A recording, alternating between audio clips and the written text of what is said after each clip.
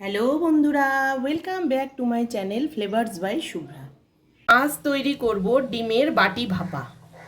ডিমের বাটি ভাপাটা তৈরি করার জন্য আমি নিয়েছি ডিম, নিয়েছি 2 চামচ টক দই, পেঁয়াজ বাটা, আদা রসুন কাঁচা লঙ্কা আর 2টো এলাচ আছে, এটা আমি বেটে নেব, আর আছে টমেটো কুচি। এবার প্রথমে আমি বাটিটাকে রেডি করে নেব। দিয়ে দিচ্ছি 1 ড্রপ করে বাটিটার মধ্যে তেল। তেলগুলো একটু বাটিটাতে ভালো করে মাখিয়ে দিলাম, তাহলে উঠানোর সময় উঠাতে সুবিধা হবে। এবারে একটা একটা করে ডিম ফাটিয়ে দিয়ে দিচ্ছি বাটিগুলোতে।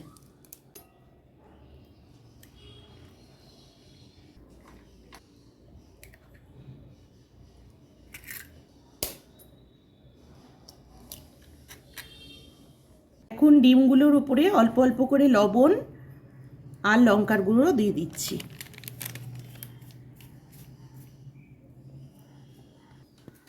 এবারে একটা কড়াইতে এরকম একটা স্ট্যান্ড বসিয়ে নিয়ে কিছুটা জল দিয়ে আমি বাটিগুলোকে বসিয়ে ভাপিয়ে নেব।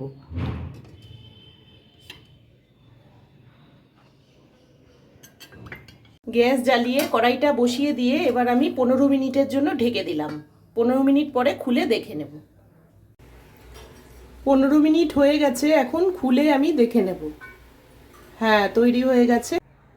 ডিমটা ভাপানো হয়ে গেছে, এখন আমি বাটির থেকে ডিমগুলো বের করে নিচ্ছি।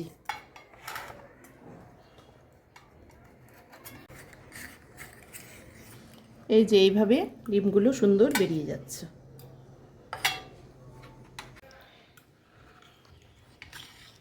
এইভাবে একে একে আমি ডিমগুলো বাটির থেকে বের করে নিচ্ছি।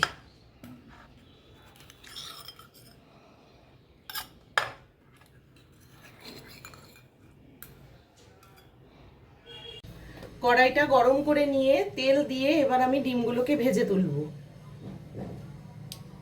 তেল গরম হয়ে গেছে, এখন আমি ডিমগুলো ছেড়ে দিচ্ছি।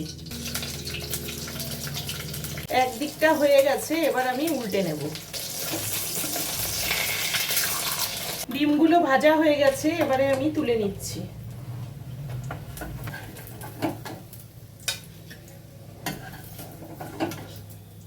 ওই কড়াইতে আবারও একটু তেল দিয়ে আমি সম্বারে দিয়ে দিচ্ছি একটা এলাচ আর তেজপাতা।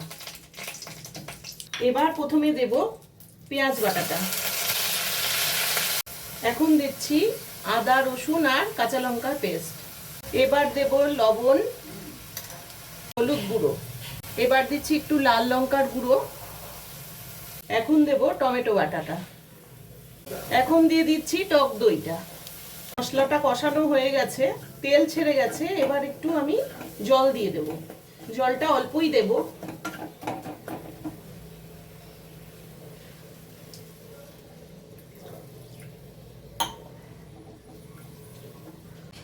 অনেকটা টক দেওয়া হলো, দই টমেটো, তাই জন্য একটু গুড় দিয়ে দিলাম। এবার একটু আমি ঢেকে দেব। কিছুক্ষণ ফুটে গেছে, এবার আমি খুলে দেখে নেব।